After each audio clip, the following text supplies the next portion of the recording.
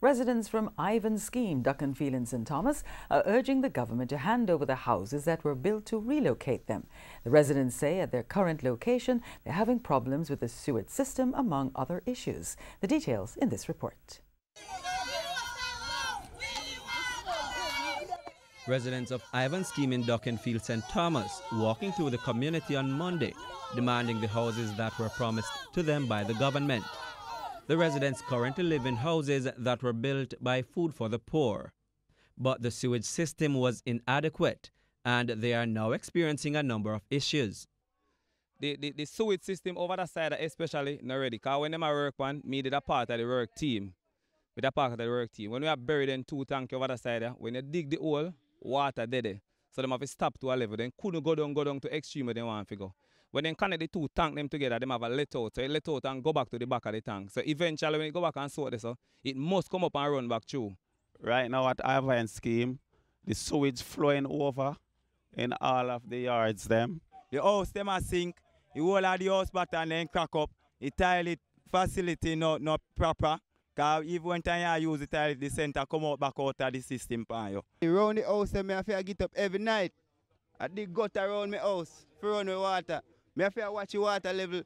Feet not come inside the house. We're looking at the house tops. Scandal back and done. We have to put scandal back to get water over the bed. The whole of the outside rotten out. This is one of the bathrooms, which the residents say constantly overflows.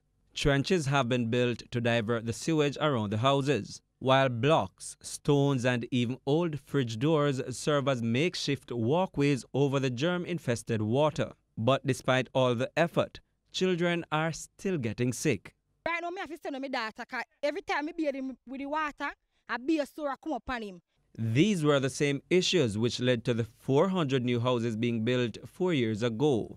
While the residents wait to occupy them, they are receiving utility bills. Some people get paper, some not get none. If you go pay for light and water, the people that pay for the light and water, they might get light bill and they don't live in a house. Some want to know how that go. Some have already moved into the houses and others are threatening to follow suit. Bugs and other pests have done so already.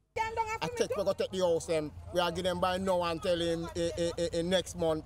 We year one. We are talking about year. We are talking about year, sir. We are get the house them. Because year one, we don't live in that condition anymore down there. The last thing I know, they wanted a drain running from the Hampton Court scheme back to the Hampton Court to Erie Mount Road. That drain has been done as part of the condition for the health department to approve the scheme for occupation or occupancy. And so my position on it, I believe the delay now is really unnecessary. He said some residents have already been relocated. Prince Moore, TVJ News.